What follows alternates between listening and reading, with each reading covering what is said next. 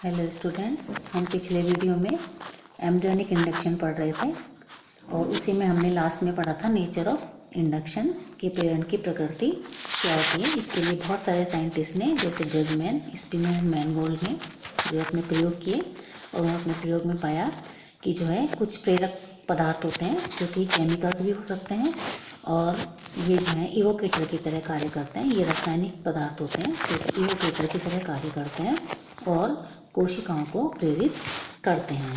तो इन्हीं मार्ग पर चलते हुए वैज्ञानिकों ने बहुत सारे अपने प्रयोग किए और उन प्रयोग में ये पाया कि पृष्ठरज्जु या डोर्सल मीडियम और यहाँ तक कि वयस्क के सभी अंगों जैसे कि रक्त, यकृत, पेशी आदि की कोशिकाएं भी प्रेरण कर सकती हैं।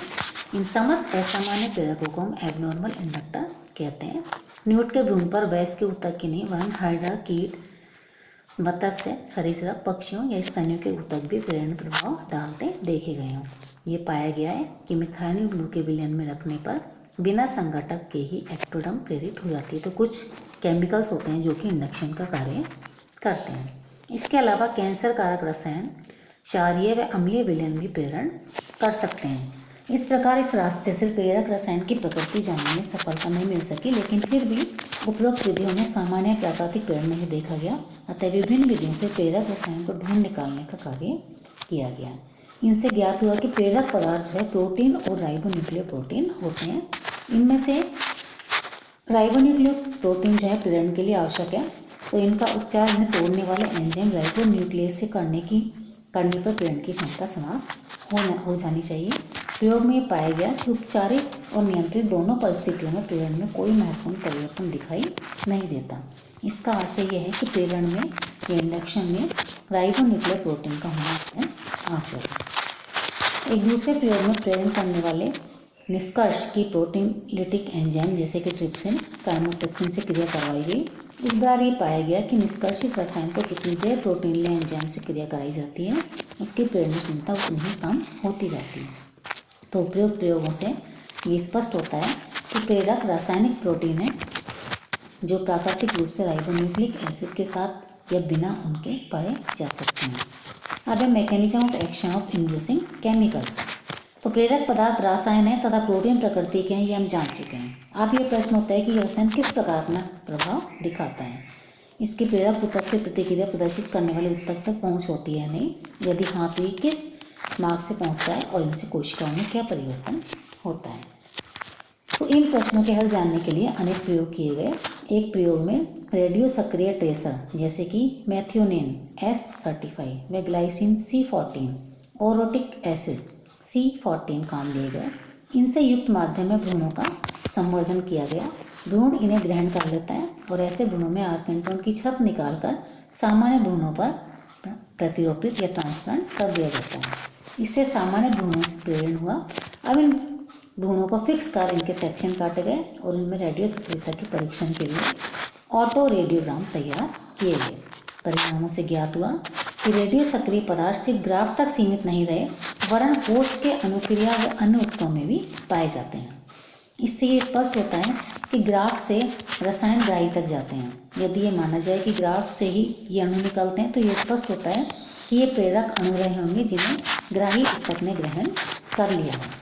परंतु यहाँ एक आपत्ति हो सकती है, वह यह कि ये रेडियो सक्रिय रसायन वृहद गुण न रहें वरन छोटे अणु के कारण अंत्य विसरण से सारे ग्राही में सर्वत्र फैल जाए। यदि ऐसा है तो हम प्रेरण की क्रियाविधि के विषय में अभी हम कुछ नहीं कह सकते। इस आपत्ति के कारण एक अन्य प्रकार का प्रयोग किया गया।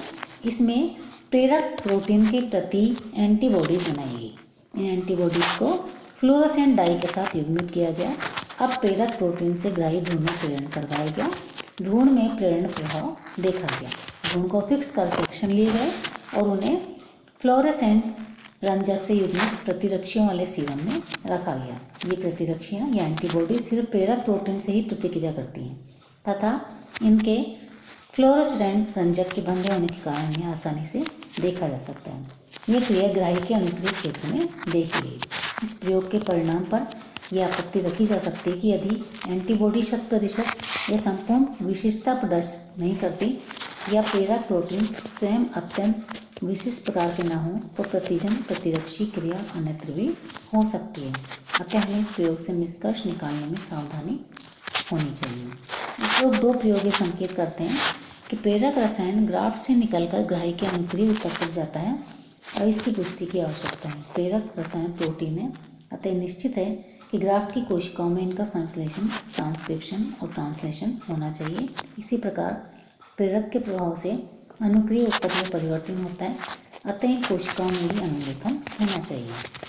यदि हम इन प्रक्रमों को रोकने वाले रसायनों जैसे एक्टिनोमाइसिन डी या प्यूरोमाइसिन डी से ग्राही व अनुक्रिय कोशिकाओं की क्रिया करवाकर परिणामों का आकलन करें तो हमें प्रेरण क्रियाविधि के विषय में अधिक जानकारी मिल सकती है। ऐसे ही प्रयोग टीडमैन और उसके साथियों ने 1967 में, सुजुकी ने 1968 में न्यूट के गैस्ट्रोला को 20 घंटे तक प्यूरोमाइसिन युक्त माध्यम में रखा गया। जब इसके ग्राफ को सामान्य ध्वनि पर प्रतिरूपित किया गया तो सामान्य प्रेरण देखा गया। इससे सिद्ध होता है प्रेरक रसायन गैस्ट्रुलेशन से पहले ही संघटक ऊतक में उपस्थित था, परंतु यह तुरंत बनता होता तो प्रयोग में प्यूरोमाइसिन के प्रभाव से इसका संश्लेषण न हो पाता व कोई प्रेरण दिखाई ना देता। यही तथ्य हम पहले भी जान चुके हैं, क्योंकि मृत ग्राफ्ट भी प्रेरण कर सकता है। दूसरे प्रयोग में जो ग्राफ्ट है वो सामान्य परंतु अनुक्रिय एक्टोडर्म को एक्टोमाइसिन डी माध्यम में संवर्धित किया गया। यह रसायन आरएनए संश्लेषण को संपूर्णतः रोकता है। इस बार कोई प्रेरण नहीं देखा गया। 2 से 7 दिन तक संवर्धन के बाद देखा गया कि कोई तंत्रिका ऊतक नहीं बना है, अलबत्ता कुछ हद तक पेशीय व प्रस्तरज्जु का विभेदन हुआ है। इससे प्रतीत होता है कि प्रेरक के प्रभाव से एमआरएनए संश्लेषण होकर तंत्रिकीय विभेदन होता है। नोटोकोर व पेशियों के विभेदन के लिए कोशिकाओं में पहले से ही एमआरएनए उपस्थित था, अतः इनका विभेदन हो पाया।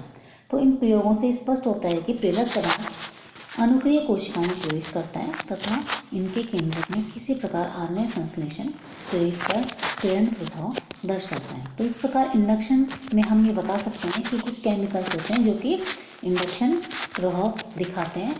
कुछ कोशिकाएं भ्रूण की वो अन्य कोशिकाओं को उस ऑर्गन को बनाने के लिए प्रेरित करती हैं और उसमें बहुत सारी चीज़ें कार्य करती हैं, और इन सभी को जानने के लिए अनेक साइंटिस्ट ने बहुत सारे प्रयोग किए और उन्होंने अलग अलग भ्रूणों पर अलग अलग प्रयोग कर अपने निष्कर्ष निकाले।